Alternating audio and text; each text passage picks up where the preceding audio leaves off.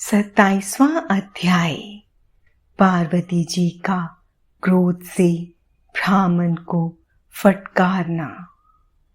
पार्वती बोली, हे ब्राह्मण देवता, मैं तो आपको परम ज्ञानी महात्मा समझ रही थी, परंतु आपका भेद मेरे सामने पूर्णतः खुल चुका है।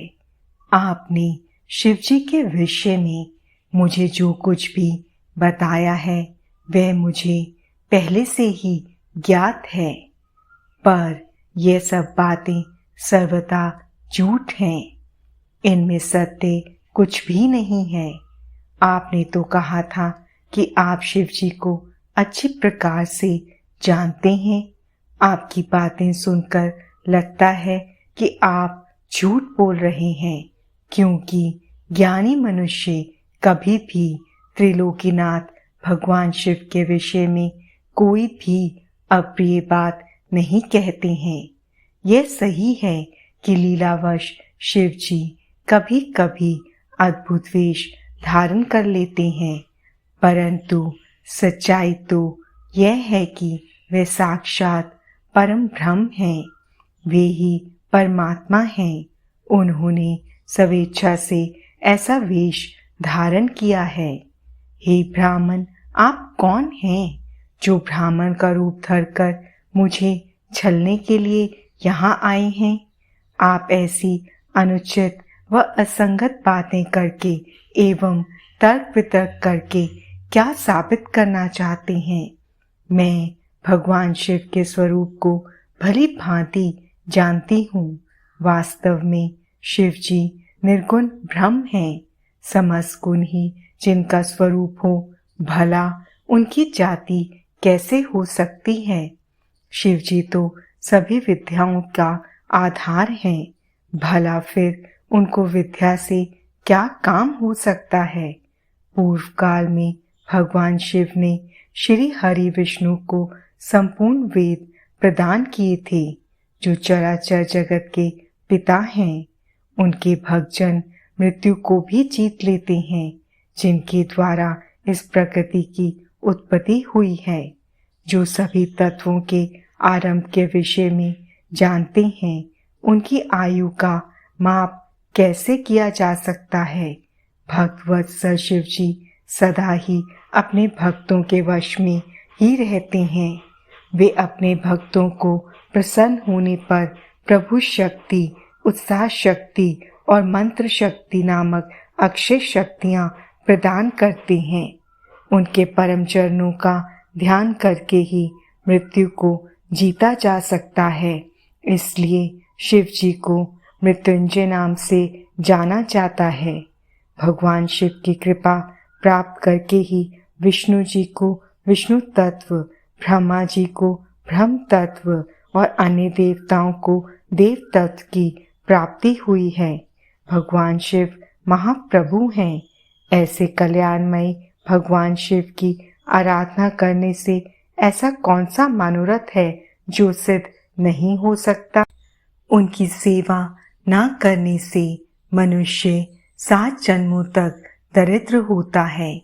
वहीं दूसरी ओर उनका भक्ति पूर्वक पूजन करने से सदैव के लिए लक्ष्मी की प्राप्ति होती है। भगवान शिव के समक्ष 8 सिद्धियां सिर झुकाकर इसलिए नृत्य करती हैं कि भगवान उनसे सदा संतुष्ट रहें। भला ऐसे भगवान शिव के लिए कोई भी वस्तु कैसे दुर्लभ हो सकती है? भगवान शिव का स्मरण करने से ही सबका मंगल होता है। इनकी पूजा के प्रभाव से ही उपासक की सभी कामनाएं सिद्ध हो जाती हैं। ऐसे निर्विकारी भगवान शिव में भला विकार कहाँ से और कैसे आ सकता है?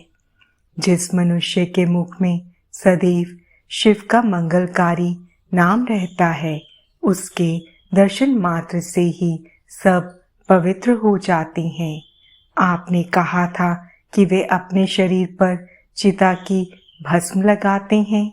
यह पूर्णतया सत्य है, परंतु उनके शरीर पर लगी हुई यह भस्म जब जमीन पर गिरकर झड़ती है तो क्यों सभी देवता उस भस्म को अपने मस्तक पर लगाकर अपने को धन्य समझते हैं, अर्थात उनके स्पर्श मात्र से ही अपवित्र वस्तु भी पवित्र हो जाती है। भगवान शिव ही इस जगत के पालनकर्ता, सृष्टिकर्ता और संहारक हैं। भला उन्हें कैसे साधारण बुद्धि द्वारा जाना जा सकता है? उनके निर्गुण रूप को आप जैसे लोग कैसे जान सकते हैं? दुराचारी और पापी मनुष्य भगवान शिव के स्वरूप को नहीं समझ सकते। जो मनुष्य अपने अहंकार और अज्ञानता के कारण शिव तत्व की निंदा करते हैं, उसके जन्म का सारा पुण्य भस्म हो जाता है। हे ब्राह्मण, आपको ज्ञानी महात्मा जानकर मैंने आपकी पूजा की है, परंतु आपने शिव जी की निंदा करके अपने साथ साथ मुझे भी पाप का भागी बना दिया है। आप घोर शिवद्रोही हैं। शास्त्रों में बताया गया है कि शिवद्रोही का दर्शन हो जाने पर शुद्धिकरण हेतु स्नान करना चाहिए तथा प्रायश्चित करना चाहिए। यह कहकर देवी पार्वती का क्रोध और बढ़ गया और वे बोली, अरे दुष्ट, तुम तो कह रहे थे कि तुम शंकर को जानते हो, परंतु सच तो यह है कि तुम उन सनातन शिव जी को नहीं जानते हो। भगवान शिव परम ज्ञानी, सत्पुरुषों के प्रियतम व सदैव निर्विकार रहने वाले हैं। वे मेरे अभीष्ट देव हैं। ब्रह्मा और विष्णु भी सदा महादेव जी को नमन करते हैं। सारे देवताओं द्वारा शिव जी को आराध्य माना जाता है। काल भी सदा उनके अधीन रहता है। वे भक्तवत्सल शिव शंकर ही सरेश्वर हैं और हम सबके परमेश्वर हैं।